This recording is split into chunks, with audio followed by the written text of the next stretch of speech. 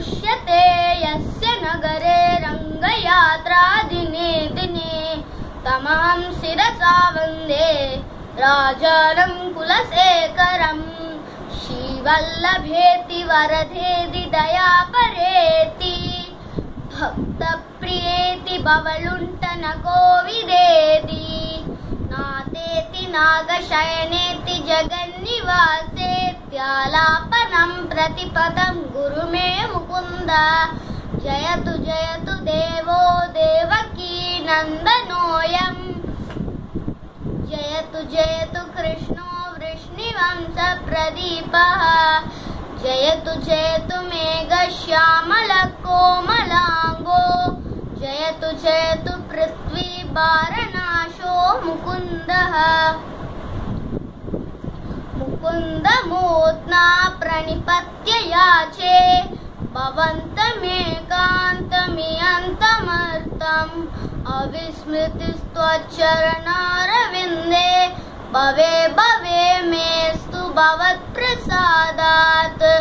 नाहं वन्दे तव चरणयो द्वन्द्वमद्वन्द्वहेतोः कुम्भीपाकं गुरुमपि हरे नारकं नापनेतुम् रम्या रामा मृदुतनुलता नन्दनेनापि रन्तुम् भावे भावे हृदय भवने भावयेयं भवन्तं नास्ता धर्मे नवसुनिचये नैव कामोपभोगे यद्यद् भव्यं भवतु भगवन् पूर्वकर्मानुरूपम् एतत् प्राद्यं मम बहुमतं जन्म जन्मान्तरेऽपि त्वत्पादाम्बोरुहयुगगता निश्चला भक्तिरस्तु दिवि वा भुवि वा ममास्तु वासो नरके वा नरकान्तकप्रकामम् अवधीरित शारदारविन्दौ शरणौ ते मरणेऽपि चिन्तयामि कृष्ण त्वदीय पदपङ्कजपञ्जरान्तम् अद्यैव मे विशतु मानसराजहंसः प्राणप्रयाणसमये कपवादपितैः कण्ठावरोदनविधौ स्मरणं कुतस्ते चिन्तयामि हरिमेव सन्ततं मन्दमन्दहसिताननाम्बुजम् नन्दगोपतनयं परात्परं नारदाख्यमुनिवृन्दवन्दितम् करसरण सरोजे कान्तिमन्नेत्रमीने शममुषि भुजवीचि व्याकुले गाधमार्गे हरिसरसि विगाह्यापीयते जोजलौकम्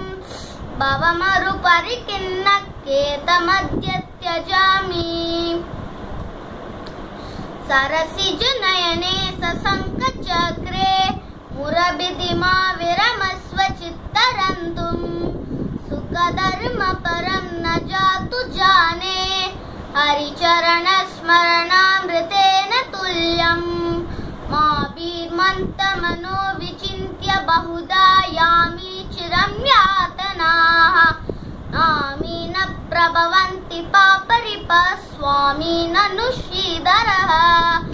आलस्यं व्यपनीय भक्तिसुलभं ध्यायस्व नारायणं लोकस्य व्यसनापनोदनकरो दासस्य किं न क्षमः भवजलति गतानां द्वन्द्ववाताहितानां सुतदुहितृकलत्रतानपारातितानां विषमविषयतो ये मज्जतामप्लवानां भवतु शरणमेको विष्णुपोतो नराणां भवजलति मकादं दुस्तरं निस्तरेयं कथमहमिति चेतोमास्मगा कातर त्वं सरसिजदृशि देवे तावकी भक्तिरेका नरकविधिनिषन्ना तारयिष्यत्यवश्यम् तृष्णातो ये मदनपवनोद्धूतमोहोर्मिमाले तारावर्ते तनय सजग्राह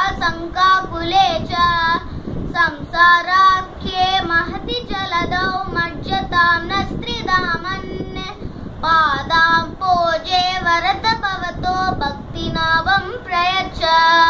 माद्राक्षं क्षीणपुण्यान् क्षणमपि भवतो भक्तिहीनान् पदाब्जे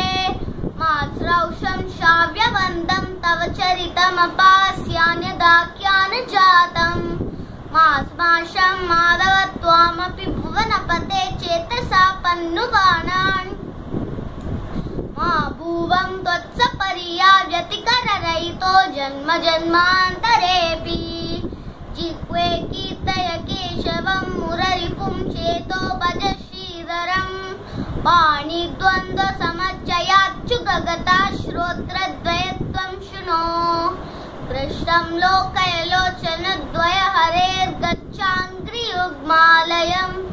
छिद्रघ्राणमुकुन्द पादतुलसी मूर्धन्यमादोक्षजम्